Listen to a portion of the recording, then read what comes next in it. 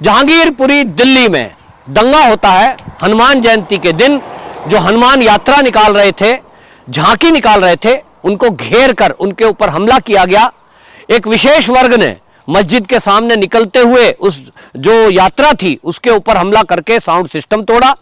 अब इस सब को लेकर अभी कुछ ही दिनों पहले हमने देखा कि रामनवमी के दिन भी कई राज्यों में इसी तरह से राम यात्रा पर हमले हुए।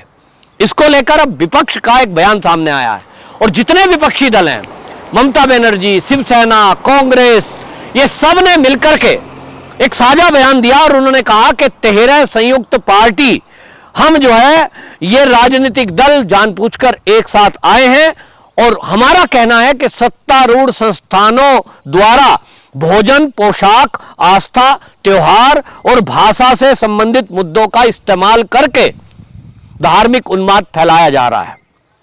हेट स्पीच बेहद दुखी है, हेट स्पीच का बेहद दुख है। यह सांप्रदायिक ध्रुवीकरण करने का एक षड्यंत्र है, हम नहीं होने देंगे।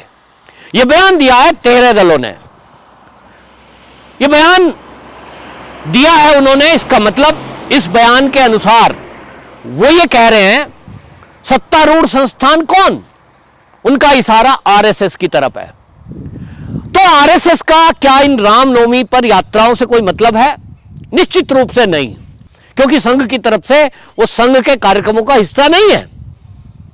इसी तरह हनुमान जयंती, उसका संघ के कार्यक्रम से कोई लेना देना नहीं है। संघ के जो 6 उत्सव है उसमें वो नहीं है, आम समाज का कार्यक्रम है। लेकिन सवाल यह उठता है कि ये जो विपक्षी दल हैं ये इस तरह का बयानबाजी क्यों कर रहे हैं? तो इसके पीछे की क्रोनोलॉजी समझिए। ये 13 दलों के जो लोग हैं, इनमें से एक ने भी ये नहीं कहा कि जो दंगा करने वाले हैं, जो दिल्ली में हमला हुआ है, वो बांग्लादेशी घुसपैठियों ने किया, जो कि दिल्ली पुलिस की रिपोर्ट है, जो कि वहां के लोकल लोगों का कहना है। ये दिल्ली पुलिस ही नहीं, लोकल लोग कह रहे हैं कि जहांगीरपुरी में पिछले कई साल से यहां रोहिंग्या आकर बसे, झुग्गियों में रहे और उसके बाद उन्होंने यहां अपराध करना शुरू किया। लोकल प्रशासन को, पुलिस को कंप्लेंट की गई, लेकिन इनकी संख्या इतनी है और सरकार जो है इस समय दिल्ली में, उसके द्वारा इनको संरक्षण प्राप्त है। जब उनको बिजली और पानी का कनेक्शन दे दिया गया तो पुलिस की हिम्मत नहीं है कि वहां कोई कार्रवाई कर दे, क्योंकि नेता आकर खड़े होते हैं।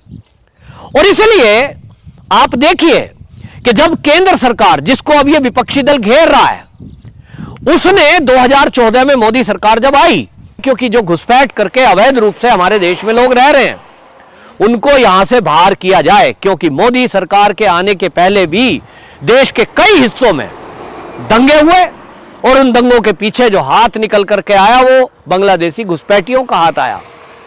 दिल्ली के अंदर कई बस्तियां ऐसी हैं जहां अपराधियों ने अपराध किया, चैन खींच ली, मोबाइल खींच लिया और वो उन झुग्गियों में घुस गए। तो दिल्ली की पुलिस उन झुग्गियों में जा नहीं सकती, ये हालत थी। और इसलिए केंद्र सरकार के गृह मंत्रालय को यह रिपोर्ट गई कि ये जो घुसपैठिए हैं ये सुरक्षा के लिए खतरा हैं, इनको बाहर निकालने के लिए कोई कानून लाइए, प्रभावी व्यवस्था करिए। क्योंकि जब कानून नहीं होता तो बिना कानून के अगर पुलिस पकड़ भी लेगी तो कोर्ट से जमानत मिल जाती है। हमारी न्याय प्रणाली ऐसी है। और इसलिए गृह मंत्रालय ने इस पर गंभीर चिंतन किया। कांग्रेस की पहली जो सरकारें रही उन्होंने तो इसको ठंडे बस्ते में डाल के रखा, क्योंकि उनको तो वोट बैंक ये सूट करता है, उनको तो तुष्टीकरण की राजनीति सूट करती है। 70 साल का शासन ये तुष्टीकरण की राजनीति के कारण ही तो मिला उनको। देश का बंटवारा करा दिया, दसियों लाख लोग कट गए, बलात्कार हुए 6 लाख, ये सब उनको सूट करता है। और इसलिए उन्होंने तो कोई कार्रवाई करनी ही नहीं थी। वामपंथी सरकारों ने कभी इस पर कार्रवाई करने का विचार नहीं किया। लेकिन आप देखिए इस विपक्ष का, जिन्होंने अभी मोदी पर सवाल उठाया है, यही विपक्ष पश्चिम बंगाल में ममता बनर्जी बैठी है। क्या उन्होंने कभी केंद्र सरकार को कहा कि बांग्लादेश के अंदर, पश्चिम बंगाल के अंदर अवैध घुसपैठियों की संख्या बढ़ रही है, इनको किसी तरह रोका जाए? ना, इसके उलट क्या किया? उनको सारी फैसिलिटी दी। जैसे दिल्ली में जहांगीरपुरी में उनको बिजली पानी का कनेक्शन दिया, ममता बनर्जी ने इससे और आगे बढ़कर उनको कई सुविधाएं भी दी। वहां एक गिरोह सक्रिय ऐसे कई सारे हैं पश्चिम बंगाल में जो इन लोगों के राशन कार्ड बनाते हैं, इनके पैन कार्ड बनाते हैं, इनका आधार कार्ड तक बना देते हैं और वोटर लिस्ट में भी इनका नाम है। लेकिन ममता बनर्जी, उनको भी ये सूट करता है। जो कांग्रेस का कल्चर था वही तो ममता बनर्जी ने, तृणमूल नाम पहले जोड़ा है तो वही तृणमूल कांग्रेस। इसमें एक बात और ऐड हो गई है ममता बनर्जी की टीएमसी में, कि उसमें कम्युनिस्ट विचारधारा के जो लोग पश्चिम बंगाल की राजनीति करते थे, वहां कम्युनिस्ट तो खत्म हो गए, उन्होंने भी टीएमसी में अपने आप को ज्वाइन करा दिया। तो यानी एक खिचड़ी है टीएमसी, और वो खिचड़ी ये कहती है कि हिंदुओं की चिंता करने की जरूरत नहीं है, ये मरे तो मरे, जले तो जले, रेप हो तो होने दो, इनके बारे में कुछ नहीं करना। अगर करना है तो केवल अपनी वोट बैंक के कारण तुष्टीकरण करना है। और इसलिए जो ममता बनर्जी आज केंद्र सरकार में मोदी को घेर रही है, वो कहती है हेट स्पीच, इसकी वजह से ऐसा हो रहा है। तो आपको बता दूं कि सीएए के विरोध में जो दंगे हुए थे, वो कौन सी हेट स्पीच थी जी? आप कहेंगे वो हेट स्पीच, उनको आप कितने लोगों ने हेट स्पीच की?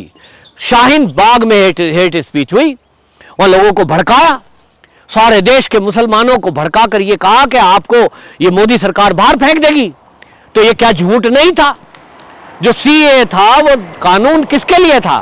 केवल बांग्लादेशी और जो पाकिस्तान और अफगानिस्तान के हिंदू, सिख, जैन, बौद्ध, उनकी नागरिकता के लिए था। लेकिन इस पूरे विपक्ष ने पूरे देश में झूठ बोला और दंगे भड़काने के नियत से, लोगों को भड़काने के लिए, अपना वोट बैंक के लिए लोगों को सड़कों पे उतार दिया। जो सच नहीं था वो बोला। हेट स्पीच की बात करते हैं, जितने शाहीन बाग बने थे सब में हेट स्पीच हुई, देश के विरुद्ध, हिंदुत्व के विरुद्ध, सनातन के विरुद्ध। और लोगों को कहा गया कि ये मोदी है तो ये तुम्हें भगा देगा, और उसके कारण से देश भर में दंगे हुए। तो हेट स्पीच किसने की थी? और आज कौन सी हेट स्पीच थी? दिल्ली में क्या हेट स्पीच थी भाई? शांतिपूर्वक तरीके से वो यात्रा निकाल रहे थे, चाहे वो रामनवमी हो फिर हनुमान जयंती हो। तो एक तरफ ये षड्यंत्र है विपक्षियों का कि जो भी इस देश के विरोध में कोई होगा ये उसके साथ खड़े हो जाएंगे। ये पहली बार नहीं है, ये रोहिंग्याओं का साथ देने और बांग्लादेशी घुसपैठियों का साथ देने की बात नहीं है। आप देखें कि जब भारत तेरे टुकड़े होंगे इंशाल्लाह बोला था जेएनयू में, तब जेएनयू वालों के साथ खड़े हो गए। राहुल गांधी बाकायदा उनके साथ खड़े होकर फोटो खिंचवा रहे थे और कह रहे थे हम आपके साथ हैं, भारत तेरे टुकड़े होंगे इंशाल्लाह, और राहुल गांधी जी साथ खड़े हैं। तो ये सब ऐसे लोगों के साथ खड़े हो जाते हैं जो देश के विरोध में हो। नक्सलियों की वहां कार्रवाई में, नक्सलियों के हमलों में हमारे देश के जवान शहीद हुए, तब ये खुशी मना रहे थे जेएनयू में। और जब अफजल गुरु जो कि आतंकवादी था उसको फांसी हुई थी, उस पर सवाल उठा रहे थे, अफजल हम शर्मिंदा हैं, तेरे कातिल जिंदा हैं, सुप्रीम कोर्ट पर सवाल उठा रहे थे। लेकिन ये जो उठाने वाले सवाल जो उठाने वाले थे, इनके साथ यही विपक्ष उन्हीं की भाषा बोल रहा था। तो ये देश के विरुद्ध एक षड्यंत्र चल रहा है और कई ऐसे विपक्षी नेता हैं जिन्होंने तो सीधी सीधी धमकी दी है कि अगर ऐसा किया तो गृह युद्ध हो जाएगा, ऐसा किया तो तिरंगा उठाने वाला नहीं बचेगा। इन्हीं दलों में महबूबा मुफ्ती का बयान, कश्मीर वाली जो राजनीति करती हैं उन्होंने, आपने देखा ना कि धारा 370 हटाई तो तिरंगा उठाने वाला कोई नहीं बचेगा। लेकिन अब इसमें एक नई पार्टी शामिल हुई है जिसका नाम है शिवसेना।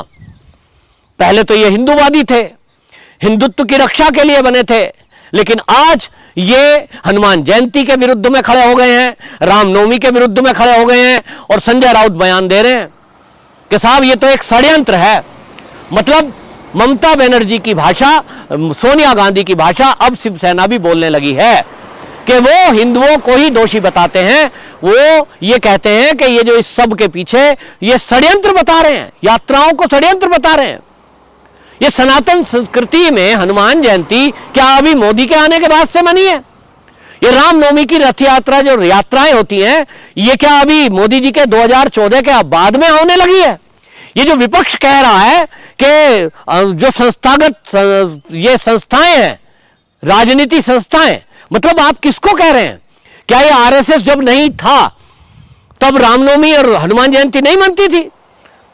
ये सनातन संस्कृति है, लेकिन ये टारगेट इन्हीं को इसी को करना है